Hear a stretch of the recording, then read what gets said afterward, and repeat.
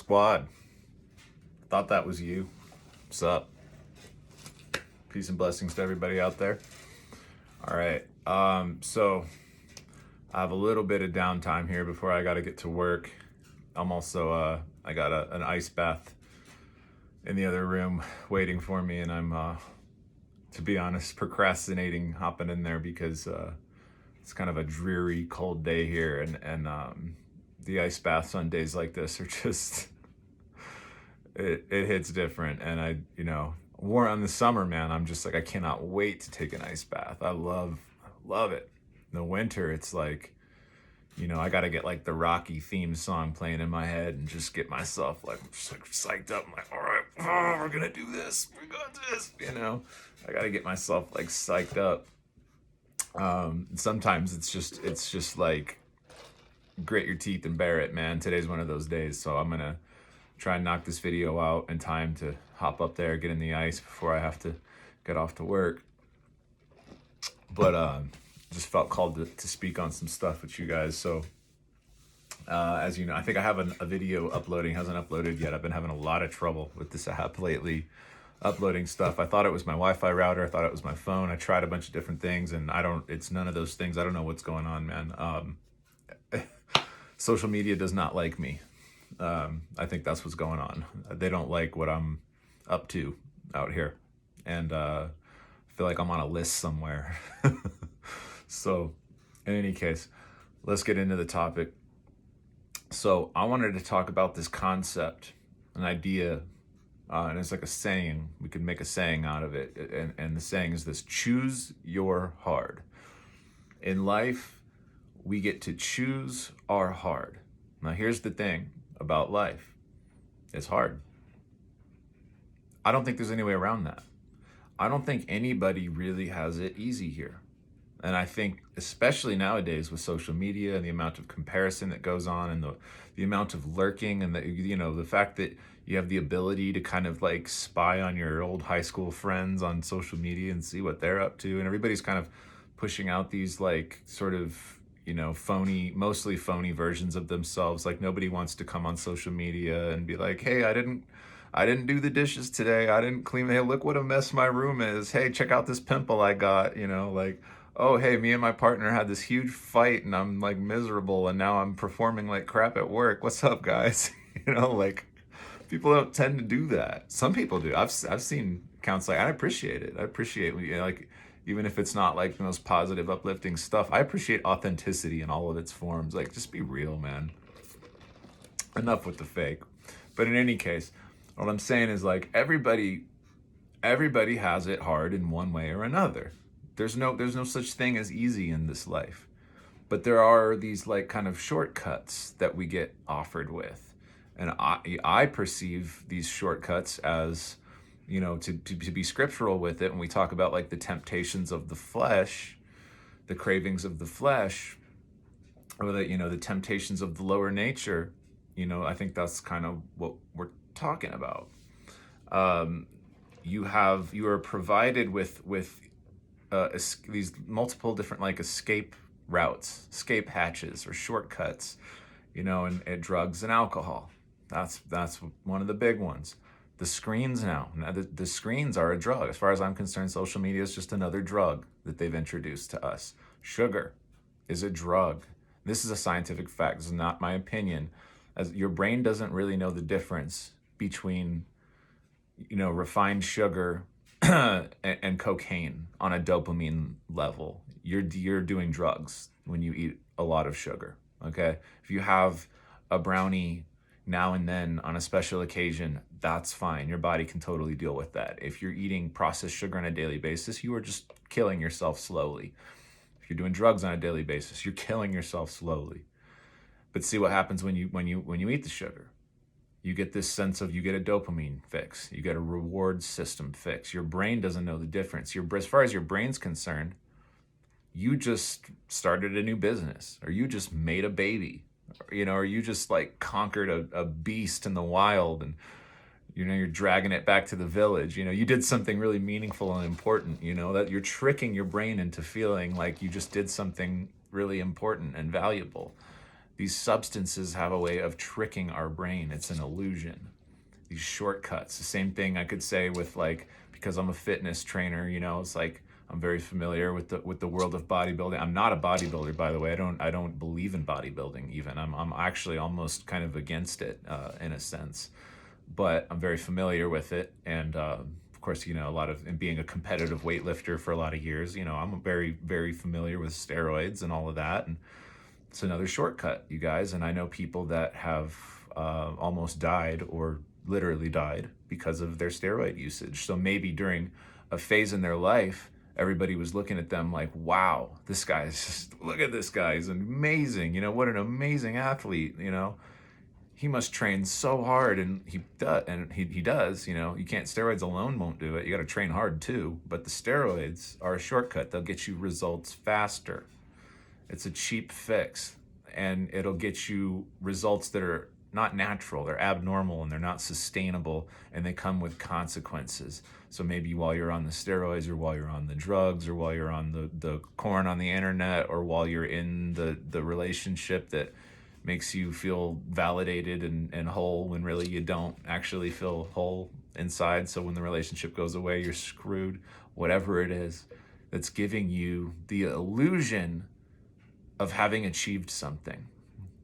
And the more we experience the illusion of having achieved something, the less likely we are to actually achieve things. Why would we? Where's the motivation going to come from to achieve?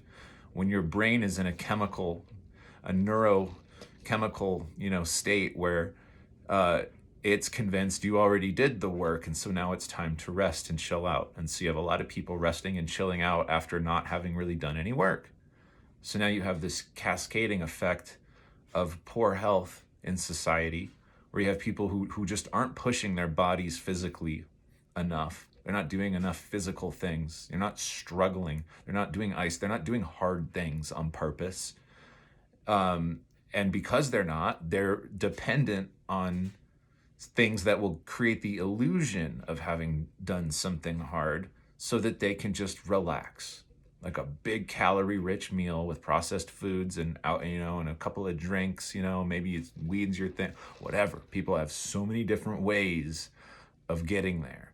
The thing is, if you take the easy route, if you avoid the pain now, like let's say I could say if you got a pain in your neck, in your back, a headache, whatever, and all of the pain is telling you to switch it up. Pain is like, hey, over here. Pay attention to me. I have a message for you. You need to change something about the way you're living your life. But what most people do is they go, oh, pain bad, make pain go away, take pill. You know, distract myself from it. You know, that's what most people do. So what happens is over time, there's an issue going on. That's the source of the pain. The issue gets undealt with. And we take easy way routes. And then what happens is you get hit down the line, it catches up to you, and you end up with heart disease or cancer, or, you know, you name it, any serious disease. And then your body's really got your attention now. And then unfortunately, this is what it takes. A lot of people don't realize what's going on until it's too late, until they're on their deathbed. And a lot of doctors are just so misinformed that they don't even, about nutrition, they don't realize, like, it all started with what you were putting in your mouth on a daily basis, what you were consuming, what you were assimilating, not just with food, but with entertainment, with other people's energy, relationships, all of it. Anything that creates a dopamine response in the brain. So in this life, we have a bit of free will going on here. You know, I know there's an ongoing debate about that in philosophy, and I love this debate. It's fascinating to me. But I personally am of the belief that we do have free will. But there's also something called God's will, or natural law, or there's a sort of divine order to things. And you have free will sort of within limits, if I could put it that way. It's sort of like I can't just decide to be 7 feet tall today. It doesn't work like that, you know. Not yet, anyways. Maybe in the sixth dimension, it's like that. But right now, it's not like that. But I have free will as far as like how I choose to live my life, the habits that I want to cultivate in my life, right? That's a conscious choice that I make.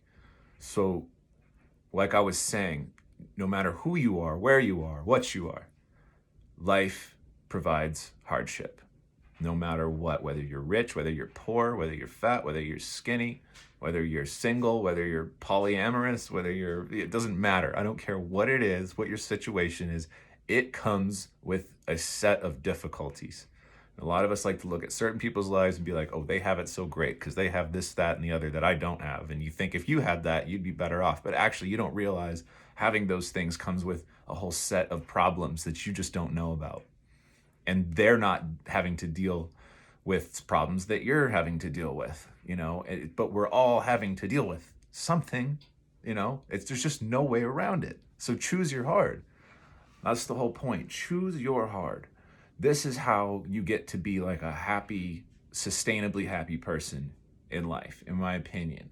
And this is part of why retention, why celibacy, why ice baths, why hard workouts, why fasting. Why do I do this stuff to myself? Like I got to work a long, hard shift tonight. And the first thing I'm going to do before is take an ice bath, and it's going to suck. But this is me choosing my hard, because it's like by embracing the discomfort on the front end, I get good results on the back end. Whereas if you reverse that, if I try to take the easy way on the front end, I'm going to get hit hard on the back end. That's just how it works, you guys. There's no way around it. So you want to try to escape yourself? You want to try to avoid dealing with yourself? Looking yourself in the mirror, being really honest with yourself? You want to escape responsibility. You want to escape hard work as a man, because being a man involves hard work. I don't care what anybody thinks. That's just what it is. You're a man, work hard. It's part of the deal. So if you want to avoid these things, eventually it's going to catch up to you. And God is going to get your attention. God's going to stop being so forgiving at some point, and because he needs your attention. It's all love. It's just like a parent, like at a certain point, if the child is not listening, maybe the parent starts off and the parent's like, hey, little Timmy, I need you to stop running around with scissors. That's dangerous, and then little Timmy's like, I got it. I'm fine. I know what I'm doing.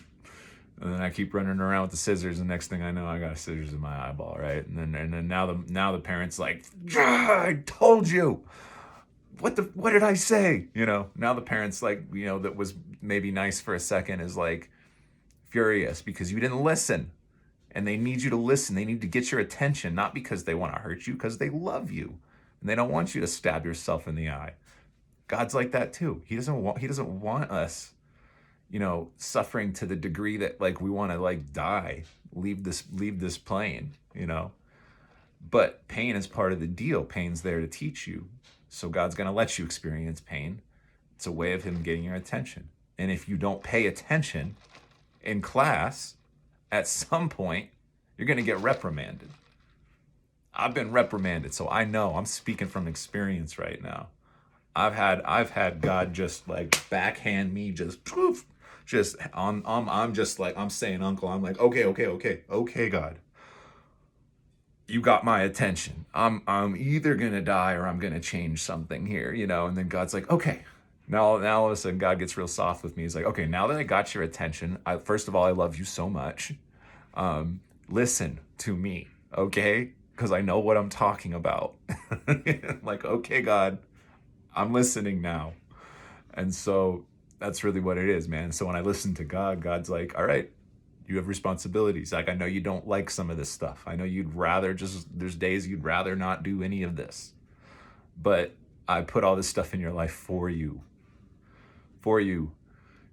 and lean into it, embrace it. The more you do that, the more sovereignty you get, the more power you get, the more happiness you get, the more sustainable dopamine release in your brain you get, and you start to get addicted to dopamine in a healthy way. I think it's a strange thing about addiction is it's not necessarily a bad thing.